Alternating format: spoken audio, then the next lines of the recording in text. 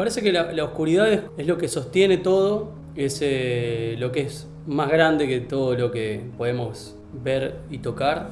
O sea, es todo lo otro que no es lo revelado en la luz, ¿no? Porque también hay una revelación en la oscuridad. Un poco esa era la idea de pensar materia oscura.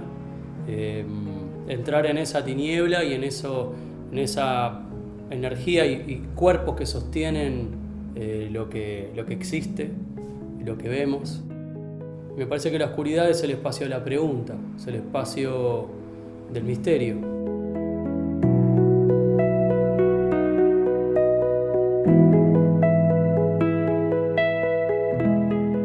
Entonces ahí es donde uno puede salir de lo visible, salir de la superficie de las cosas y tener una relación con la interioridad también, ¿no? Con eso que no podemos ver de nosotros, de lo propio, pero que sin embargo somos.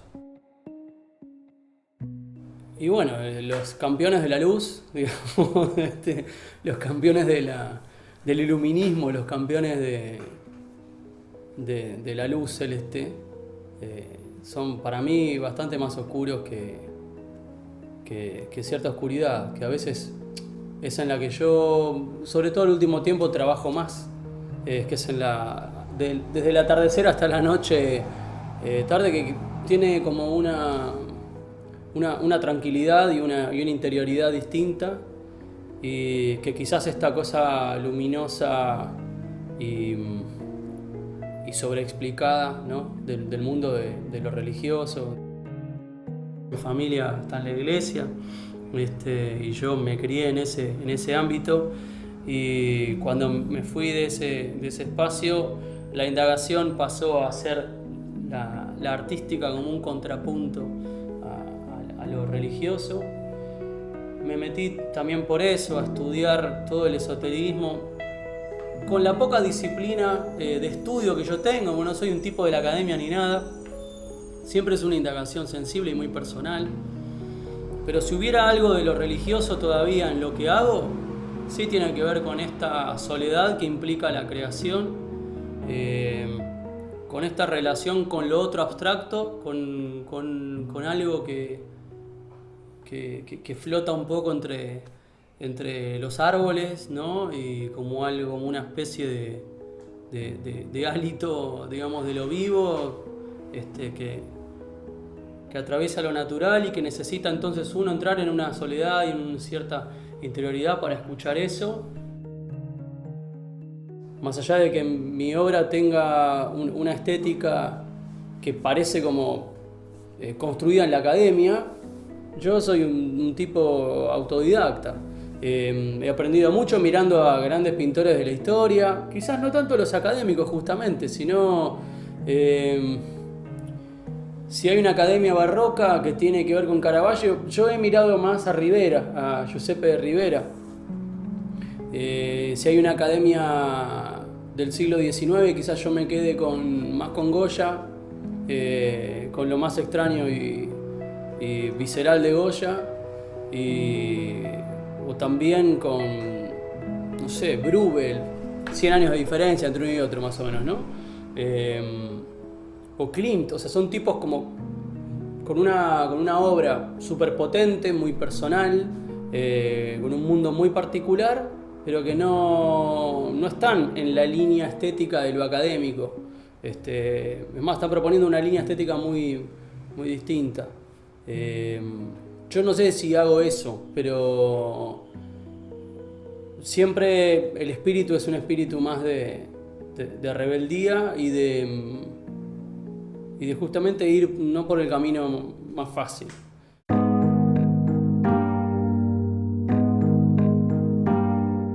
O sea, empecé a leer en papel historietas, empecé a leer Patrucito. Me acuerdo que un hermano había tenido, mi hermano Mariano, el que viene después de mí, somos 8 hermanos todos. Había agarrado hepatitis y mi vieja le había comprado unas Patrucito para que leyera en todo ese tiempo que el tipo tenía que estar inmóvil. Y no se enganchó él en ese momento, así que terminé leyendo yo esas revistas, y ahí empezó como el camino de búsqueda de esa cosa con la que te identificás y como que te permite vivir ciertas aventuras. Yo no sé si tendría 10 años en ese momento. Ya había empezado a leer, pero leía por ahí libros y por ahí tardaba mucho más, no era tan fluida la relación con la lectura. A partir de la historieta y la relación con la imagen también, empezás vos a diseñar qué es lo que te gusta, claramente. Quiero decir, por ahí la Villiquen era lo que de vez en cuando había en mi casa y con lo que uno leía antes de internet, en la dificultad de estar a mano de ciertas bibliotecas. Entonces alguna información, alguna cosa para la escuela salía de esas revistas, con actividades, con información y también con historietas, no sé, como Pelopincho y Cachirula, las de Pipío y Calculín, me acuerdo de esas cosas, ¿no? Después me dediqué a hacer historietas, fanzines, a fines de los 90, donde no había donde publicar. Entonces hacíamos un fanzine que se llamaba 5 Eficientes Intelectuales. Lo hacíamos con Sergio de Sanctis, dibujante de Berazategui, con David Pugliese, caricaturista. Después estaba Matías Hey, alguien que después no siguió dedicándose al dibujo. En fin, éramos varios. Y hicimos un año, más o menos, creo que fueron 5 números que sacamos, que valían $1 en el 1 a 1. Después publiqué unas tiras en la revista Comiqueando por el año 2000. Y después hice un número corto para Miquilo, que nunca se publicó hasta hace unos años, hasta el 2008 creo que no, 2011 creo que lo publicaron. Pero eso fue hasta el 2003, o sea, el 2003 fue lo que hice de Miquilo y no volví a la historieta, me dediqué a la ilustración, empecé a hacer ilustración infantil por el año 2000, 2001 hasta el 2005 más o menos.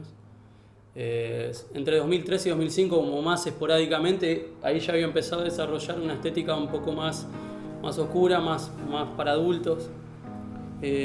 Alcatena tiene mucho que ver con esa conexión con ciertas lecturas de Rimbaud, de algunos otros franceses que ahora no recuerdo exactamente, que él veía como que conectaban con la estética que yo estaba desarrollando. Había empezado a indagar, había comenzado en la tinta, en la historieta, en un dibujo muy grotesco, muy gráfico, humorístico. Y de ahí pasé a la acuarela para la ilustración infantil y en el desarrollo de esta estética más personal, más dramática, que tiene más que ver con la literatura del siglo XIX, que tiene eso, otro peso dramático. La acuarela y esa gráfica más distorsionada me parecía que corría el foco de lo dramático hacia la deformación, que por ahí estaba muy influenciado por Carlos Nine también, entre mis 16 y 20 años, una cosa así. Y ahí volví a la tinta, pero ya entre el 2003 y 2005, por ahí, en la tinta con el esgrafiado, con la técnica de esgrafiado, que es una técnica que tiene relación con el grabado, porque se trabaja sobre superficies oscuras, raspando con una punta, y entonces vas quitando en seco esa tinta cristalizada y recuperando el blanco del papel con el uso de las tramas. Entonces tiene algo relacionado a lo gráfico de ese comienzo de la historieta y del grabado que a mí me gustaba mucho también.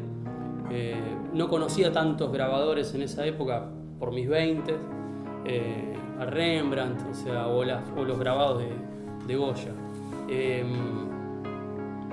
Pero en esa necesidad de más pasajes, de más tramas y de claroscuros y de también no saber muy bien qué es lo que vas a hacer, sino trabajar con la mancha de tinta y ver qué es lo que esa nebulosa te va sugiriendo. Y los trabajos con Lovecraft y con Pizarnik, sobre todo con Pizarnik fue más arduo el tema, ¿no? O sea, Lovecraft lo venía leyendo más desde adolescente. En el momento en que lo ilustré no había leído todos los textos, pero conocía los más importantes. Y cuando pensamos en qué hacer juntos con Zorro Rojo, coincidimos en este texto de Lovecraft. Habíamos dicho de hacer algo de Lovecraft. Así que fue Dunwich. Claro, ese fue el primer libro ilustrado que yo hice como autor, digamos, de un despliegue de imágenes como serie, como una visión de mundo desarrollada a lo largo de varias imágenes. Yo venía haciendo ilustraciones sueltas para notas periodísticas en Caras y Caretas, que ya había arrancado por el 2005. Pero en el caso de esto era lo primero que hacía como autor de todo un discurso visual, como contraposición, como diálogo complementario a una obra literaria. Pude ir construyendo como parte de las pesadillas del Dr. Armitage, este profesor que es un poco como el héroe de la historia. Después dentro de las imágenes también está recuperado ese contradiscurso, o ese discurso en un canal paralelo, que es el de interpretar ese texto, el de Lovecraft, el de Robert Dunwich, como una reescritura de ciertos arquetipos del Apocalipsis de Juan, donde está la mujer embarazada misteriosamente, la gestación de esta especie de falso profeta en Wilbur, este pibe que a los 5 años ya lee y escribe maravillosamente, que habla en una lengua extraña, que va creciendo a otra velocidad, y que es esta especie de medio hermano del dragón, o sea, de este monstruo que se está gestando en esa cabaña del pueblo. Entonces, de nuevo, el anticristo, la bestia, o sea, toda una perspectiva de lectura que yo metí dentro de la representación de la imagen del libro, como, bueno, yo lo leí por acá, y proponer esa otra mirada sobre el texto de Dunwich que tiene de la tradición literaria de lo religioso. Y al mismo tiempo, ya cuando estaba terminando Lovecraft, estaba la propuesta de hacer La Condesa Sangrienta de Pizarnik. El texto lo conocía porque había investigado sobre Bathory a partir de otra historieta, a partir de un número de Hellboy, no me acuerdo si fue uno de los primeros, donde mencionaban a la Condesa Bathory. A partir de ahí leo por internet el texto de Pizarnik, entonces conocía el texto, sabía que era un texto súper denso, pero a todo esto yo lo hice Dunwich en el año 2007 y La Condesa Sangrienta en el año 2008. Yo tenía 25 años, no sé, algo así, 25 años. Ahora tengo 35, casi 10 años de eso. También las herramientas de uno no están tan afiladas, pero un poco la forma de abordarlas fue esta que estoy contando. Y en el caso de La Condesa yo conocía ese texto y sabía que la dificultad estaba en cómo, poniéndole imagen a esa narración tan explícita de la tortura, no perder lo poético y no convertir ese acompañamiento, no es un acompañamiento, sino esa disposición visual en un circo gore, una cosa que matara la dimensión poética, la dimensión mística, la dimensión trascendente de ese episodio histórico. En fin, hay un revisionismo que plantea que todo eso no sucedió tan así, pero no es importante a los fines estéticos del libro y del texto de Pizarnik. Básicamente lo que yo quería era entrar en esa interioridad de la locura del personaje de Bathory, a ver si podía decodificar o representar desde lo estético cuál era la lógica ritual de lo mágico para ordenar la locura, ¿no? O sea, ¿qué se puede comprender de lo irracional? Así que fue como un intento de desdoblamiento muy pizarnikiano, digamos, y entrar en esa otredad que busca ese poder desmedido para poder consigo misma, ¿no? En ese personaje de Bathory, ese hacer morir para estar viva. De alguna manera, esos rituales mágicos y poéticos son los que me permiten vivir a mí también, ¿no?